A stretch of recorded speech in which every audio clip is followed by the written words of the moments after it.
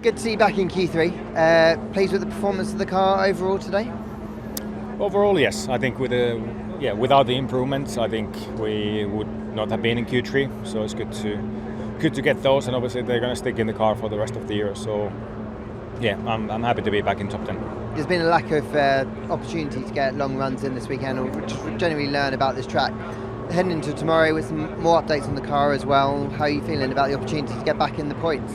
I think with the penalties, I think I could be like 8th or 7th on the grid. So I think it really gives us a good opportunity to try and score more than Aston Martin tomorrow. I think that's the number one thing for us, to try and get the 6th place in the constructors. So I'll look forward to that battle. Great stuff. Have fun. Thanks. Thanks. Fernando, looking at the form that you've had in qualifying of late, you've been making it into Q3 quite comfortably, but maybe not as high this time round as usual. What was it like out there today?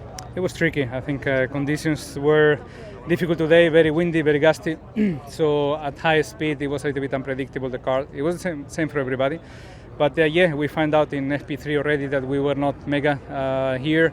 And we saw one Alpine out of Q1 today with Esteban, which is not normal for us. So a tricky day, but still optimistic that tomorrow we can still score points. I know it's the same for everyone, the lack of running that you guys have had, but as a team, Alpine, are you generally quite good at reacting to those conditions when you haven't got all that bank of data? I think so. I think we gathered the data yesterday on the tyres. We missed a little bit of the tyres for this weekend, some data, so we go into tomorrow's race a little bit with less info than normal, but as I said, it's the same for everybody, and we know the tyres quite well now at the end of the year, so I think the strategy will be hopefully quite straightforward tomorrow. Thanks.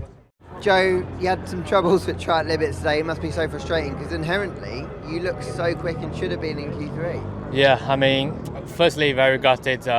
Looking at back, I think I was 1 or 2 millimeters out, and my front wheel was on the white line, so maybe the rear was out or not. But these things happen. But for me, of course, it was a difficult day to start with no lap done, so I really have to drag the car out there, and I feel like we had a decent pace, and of course we was through in Q3. Unfortunately, the lap got deleted, but anyway, looking quite a lot positive onwards. So. How are you feeling about tomorrow afternoon, considering the problems that you've just mentioned as well, and obviously the grid penalty? Yeah, I mean, it's quite clear we're going to be starting outside top 10 this weekend. Of course, I would rather starting a bit more further up than where we are now, but still, here's a good track to, let's say, start at the back. Still, if you have a good pace advantage, you can move your way forward. So looking forward to tomorrow, and hopefully, to have both car fighting for the points, and I think it's possible. Great stuff. Good luck tomorrow.